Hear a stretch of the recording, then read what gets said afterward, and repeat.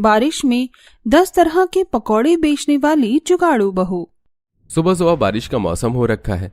पांचों बहुएं रसोई में जुटी होती हैं। तभी रीता गौरी से, गौरी, तुमने अभी तक चूल्हे पर चाय नहीं चढ़ाई? हमारे पति लोगों को सब्जी मंडी भी जाना है। अगर चाय देने में लेट हो गया तो माँ जी से सुनना पड़ेगा। जी ठानी जी, मैं तो कब से आज जोड़ने का जतन कर रही हूँ, मगर ये उपले सुलगने का नाम ही नहीं ले रही। अंदर से गोबर गीला रह गया है, आग नहीं पकड़ रहा। माँ जी ने उपले भी तो इतने मोटे मोटे बांधे थे, ऊपर से बारिश वाला मौसम चला है। पिछले 2-3 दिनों से लगातार बरसात हुई है, धूप भी नहीं निकल रही तो उपले सूख नहीं पाए। जहाँ गीले उपलों से चूल्हा न जलने से कुमुद गौरी परेशान थी, तभी रीता के दिमाग में जुगाड़ चलता है। मेरे पास एक तगड़ा जुगाड़ है जिससे चूल्हे की आंच दाएं दाएं पकड़ेगी। वो कैसे जेठानी जी? बस देखती जाओ। तब रीता रसोड़े के कोने में रखे एक गैलन से थोड़ा मिट्टी तेल से उपले भिगोकर जलाती है तो तेज आंच पकड़ लेती है। अरे वाह मछली जेठानी जी, क्या धांसू जुगाड़ लगाया! आपके दिमाग की तो दाद देनी पड़ेगी।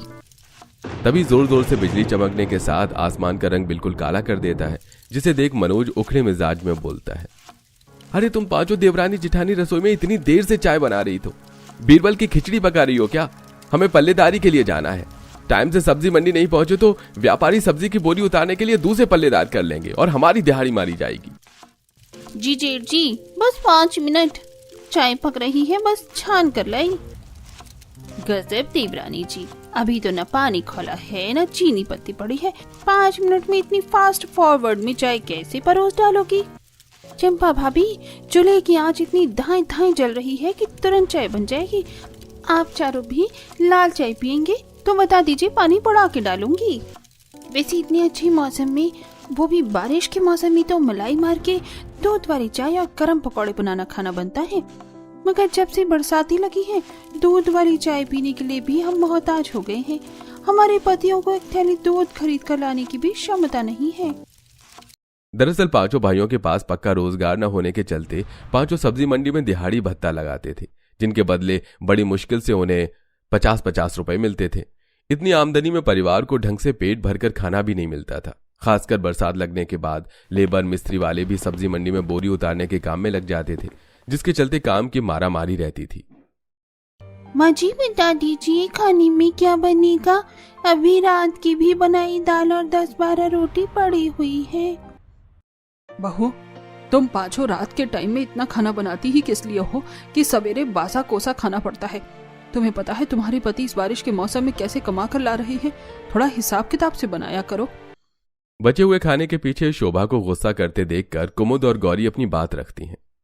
माँ जी, हमने तो गिनती की सबकी 2-2 रोटी बनाई थी, लेकिन दाल बनी देखकर सबने आधी रोटी खाकर छोड़ दी और बच्चों ने तो कल रात को खाया ही नहीं। बहू, डेली डेली एक ही तरह का दाल रोटी खा खाकर मन सा उग गया है।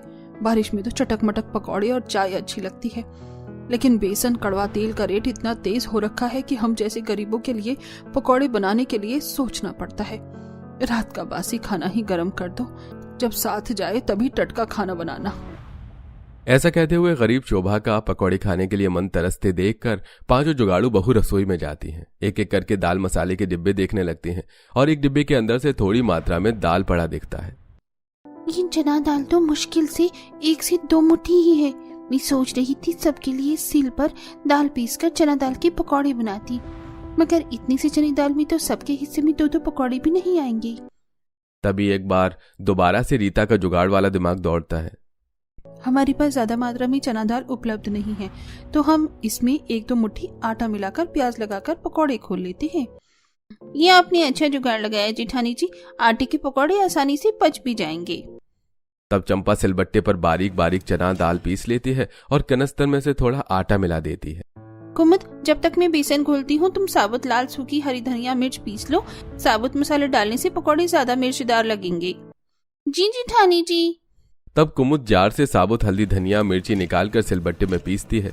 तभी सविता आंच सुलगाकर चूल्हे पर कढ़ाई चढ़ाती है। कढ़ाई गर्म हो गई है, मैं तेल डाल रही हूँ। कड़वा तेल भी इतना कम है, इतने थोड़े तेल में पकौड़े कैसे बनेंगे? जेठानी जी, मैंने घोल को अच्छी तरीके से फेंटा है ताकि पकौड़े ज्यादा तेल ना पिए। इतने तेल में बात बन जाएगी। बाकी पकौड़े छलनी से नहीं, बड़े छन्नोटे से बनाना, ताकि एक्स्ट्रा तेल कढ़ाई में ही निकल जाएगा। हाँ ठीक है, तभी बाहर ठंडी ठंडी हवा चलने लगती है, तगड़ी बारिश होने लगती है। सविता सबके लिए गरम गरम पकौड़े सेकती है। वहीं पांचों भाई बारिश में भीगते हुए जब सब्जी मंडी पहुंचते हैं तो देखते हैं कि सेठ दूसरे लेबर से बोरी उतरवा रहा था और खुद बैठकर गरम गरम पकौड़े खा रहा था। अरे चलो चलो, जल्दी जल्दी से आलू प्याज की बोरी उतारो। जो जितनी ज्यादा बोरी उतारेगा उसको 10 रुपए की जगह एक बोरी पर 20 रुपए दूंगा। सेठ के लालच देने पर गरीब मजदूर बोरी उतार कर जल्दी जल्दी रखने लगते हैं। तब अखिलेश सेठ के पास आता है। सेठ, हम पांचों भाई तो आ ही रहे थे, फिर आपने हमारी पल्लेदारी दूसरे को दे दी। हाँ तो क्या करता तुम्हारा इंतजार करके, अपने आलू प्याज की बोरियों को बारिश में गीले होने देता? हाँ, ताकि सारा सौदा खराब हो जाए। नुकसान तो मेरा होता ना। तुम पांचों ने तो रोज का लेट आने का धंधा ही बना रखा है, इसलिए आज से तुम्हारी पल्लेदारी खत्म। सेठ ऐसा मत करो, हम पांचों भाई बाल बच्चेदार हैं। साल भर से हम ही तुम्हारे आलू प्याज की बोरियां उतरवाते हैं और अब बरसात लगते ही तुम्हें सस्ते में लेबर मिल गया तो हमें निकाल रहे हो। हाँ सेठ, थोड़ा तो हमारे बारे में सोचो। ऐसे मॉनसून के मौसम में दूसरा काम धंधा भी नहीं मिलेगा। अपने परिवार का खर्चा कैसे चलाएंगे? हमारा परिवार भूखा मर जाएगा। अरे भाड़ में गया तुम्हारा परिवार, मुझे कोई लेना देना नहीं है। अब मेरे सिर पर खड़े होकर माथा मत खाओ, मुझको नाश्ता पानी करने दो। तुम्हारे चक्कर में मेरे चिकन के पकौड़े भी ठंडे हो गए, स्वाद भी आधा हो गया। बेचारे पांचों सेठ के आगे बहुत गिड़गिड़ाते हैं, मगर मक्कार सेठ उनकी अर्जी को अनदेखा करके स्वाद से चिकन पकौड़े खाने लगता है।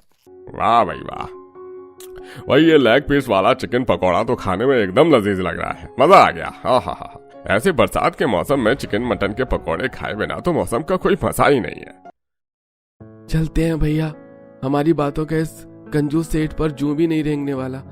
चलो कोई दूसरा काम देखते हैं, बारिश का मौसम है। भूखे बारिश में भीगते हुए पांचों सब्जी मंडी में एक एक व्यापारी की दुकान पर काम मांगते हैं, लेकिन हर जगह से केवल हताश ही लौटते हैं। बारिश के चलते काम तो बिल्कुल भी है ही नहीं, अब घर परिवार का खर्चा कैसे निकलेगा? ऐसा बोलते हुए पवन जहां सब्जी मंडी खत्म होती है उस कोने में देखता है जहां पर सड़ी गली सब्जियों का खत्ता बना हुआ था, जहां ऊपर कुछ कुछ ताजी सब्जी भी थी। पवन उनमें से सब्जियां चुनने लगता है। पवन, ये तू खत्ते में से सब्जी क्यों छांट रहा है? भैया, इसमें काफी सारी सब्जियां बनाने खाने लायक लगती हैं। देखिए, किसी सब्जी वाले ने ये पालक की गड्डी ऐसे ही फेंक दी। इसमें से बस जड़ें ही तो गली हैं, पत्ते एकदम ताजा ताजा हैं। घर ले चलते हैं, छांट कर सब्जी बन जाएगी। वैसे ये आलू भी कोई खराब नहीं है, केवल थोड़े हरे कट्टे से हैं और प्याज भी सही है। ऐसा कहते हुए मनोज भी आलू प्याज को चुनकर थैली में भर लेता है। खराब सब्जियों को घर पर ले आते हैं, जहां पर बहुएं सास ससुर को गर्मा गर्म पकौड़े बनाकर खिलाती हैं। बाबूजी, आपको और पकौड़े डालो। अरे नहीं नहीं बहू, पकौड़े तो तुमने बहुत स्वादिष्ट बनाए थे कि मैंने 2 प्लेट खा लिए। मेरा पेट टंच है, इससे ज्यादा खाऊंगा तो पचाना भारी हो जाएगा। ऐसा करो, थोड़े पकौड़े उन पांचों के लिए भी बचा कर रख देना, बारिश में से आकर वो खा लेंगे। मम्मी मम्मी, मेरी प्लेट में दाल वाली 2-4 पकौड़े और डाल दो। राजू, तूने सबसे ज्यादा पकौड़े खाए हैं, अभी पापा और चाचा भी खाने के लिए बाकी बची हैं, दोबारा बनेंगी तो खा लेना। तभी पांचों मकान में आ जाते हैं। रीता बड़े प्यार से पांचों को पकौड़े खाने के लिए पूछती है। अजी, आप सब लोग आ गए हैं, घर में गरम गरम पकौड़े बने हैं, निकालो। नहीं, तुम ही खा लो पकौड़े, हमें नहीं खाना। अरे मनोज, रीता बहू कितने प्यार से खाने के लिए पूछ रही है, तू उस बेचारी पर झिझक क्यों रहा है? अरे तो क्या करूं पिताजी, इन पांचों की डेली देर करवाने के चक्कर में आज सेठ ने हमें काम से खदेड़ के निकाल दिया। ऊपर से न तो हम पांचों भाई इतने पढ़े लिखे हैं और ना ही घर में पैसा जोड़ कर रखा पड़ा है कि महीना 2 महीना बगैर काम के लिए हम घर में बैठ कर खा लें। अजी, आप तो ऐसे भड़क कर दिखा रहे हैं जैसे सरकारी नौकरी वाली तनख्वाह देता था आपका सेठ। दिन भर गधों की तरह बोरी उतर पाता था और बदले में 50 रुपए पकड़ा देता था। वो तो हम बहुएं कैसे घर का खर्चा चला रही हैं। रीता सही कह रही है देवर जी, आखिर कब तक आप पांचों भाई उस सेठ के यहाँ दिहाड़ी बत्ती का काम करेंगे? धीरे धीरे बच्चे भी बड़े हो रहे हैं, किराए के मकान में कब तक टाइम काटेंगे? आप पांचों भाई मेहनत से कमाएंगे तो कल को अपना घर मकान भी बनाना है। सविता, तुम कहना क्या चाहती हो? साफ सीधे कहो, हम भाई अभी तक कोई झक नहीं मार रहे थे। तुम पांचों को तो घर में रहकर बस बनाकर खिलाना है, बाहर निकलकर नमक तेल हमें जोड़ना पड़ता है, तब पता चलता है कौन से खेत का क्या होता है। भैया जी, दूसरे की चाकरी करने से अच्छा कर आप पांचों भाई बारिश के मौसम में चाय पकौड़े की रेडी भी लगाएंगे ना, तो रोज के 1000 रुपए कमा लेंगे। अरे, खाने पीने का ठेला खोलने के लिए पूंजी लगती है, बर्तन ठेला लगता है और जगह देखनी पड़ती है। तुम पांचों तो बड़ी जुगाड़ करती हो ना, तो बस पैसों का जुगाड़ लगा दो, हम लगा देंगे रेडी। पवन के तंज कसने पर 5 जुगाड़ू बहुओं की आंखें नम हो जाती हैं और ऐसे ही 2-4 दिन गुजर जाते हैं और 5 राशन कोटे से अनाज लेने जाती हैं।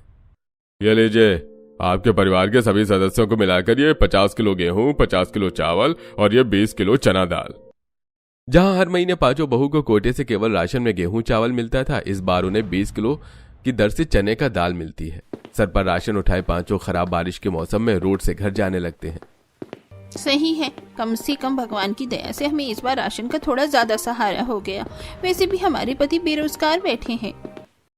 तभी रोड किनारे ब्रेड पकौड़े कचौरी समोसे की रेडी पर भीड़ लगी देखकर कुमुद कहती है, देखो उस पकौड़े वाले की ठेले पर लोगों ने कैसे मक्खी की तरह भीड़ मचा रखी है। अच्छी बिक्री कर रहा है पकौड़े बेच के। देखो इस पकौड़े वाले की रेडी कितनी चल रही है, और एक हमारे पति हैं जो घर में बैठकर हाथ मल रहे हैं। इसी तरह बातें करते हुए 5 घर पहुंचती हैं, जहां उनके पति कुछ सड़ी सब्जियों में से अच्छी सब्जी छांटकर अलग कर रहे थे।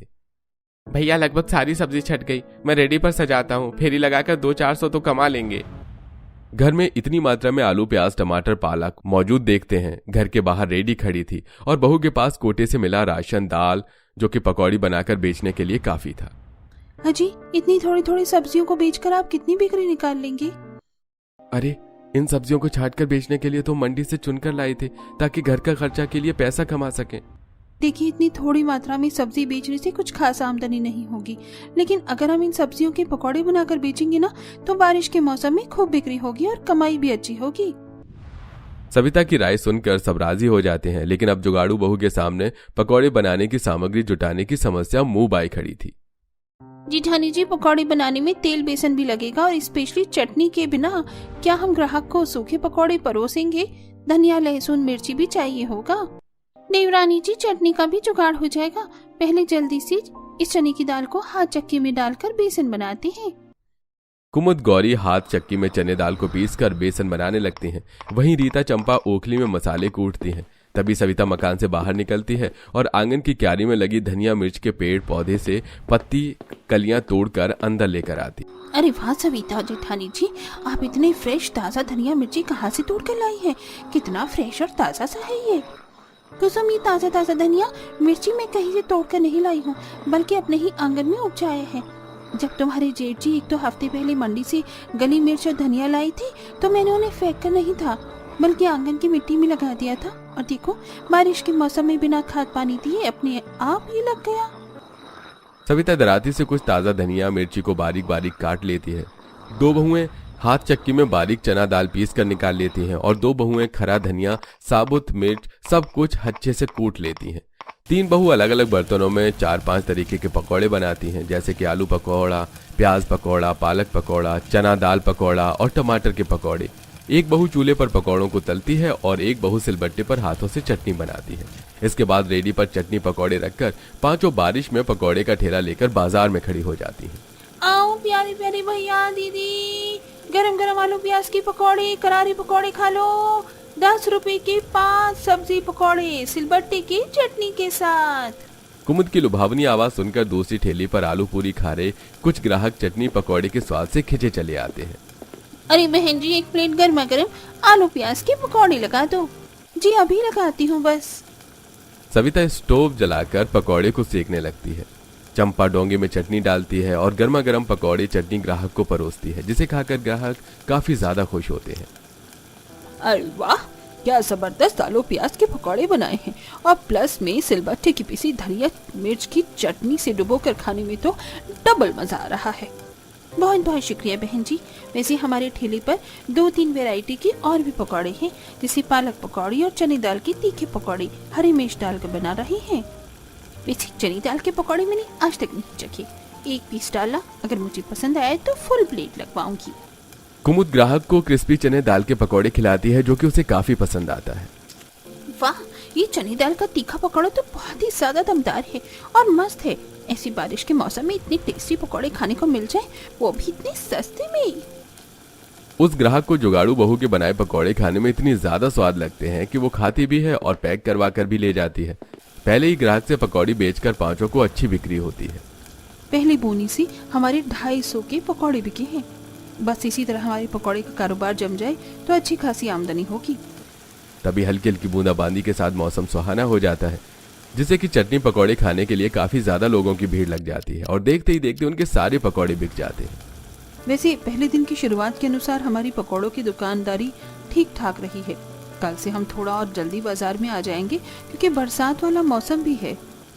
अगले दिन पांचों बहू दोबारा से संघर्ष करती हैं और पकौड़े बनाकर बेचती हैं। धीरे धीरे उनके चटक मटक पकौड़ी ग्राहकों की पहली पसंद बन जाती है, लेकिन उनमें से कुछ ऐसे ग्राहक भी हैं जो कि अलग वैरायटी के पकौड़े मांगते हैं।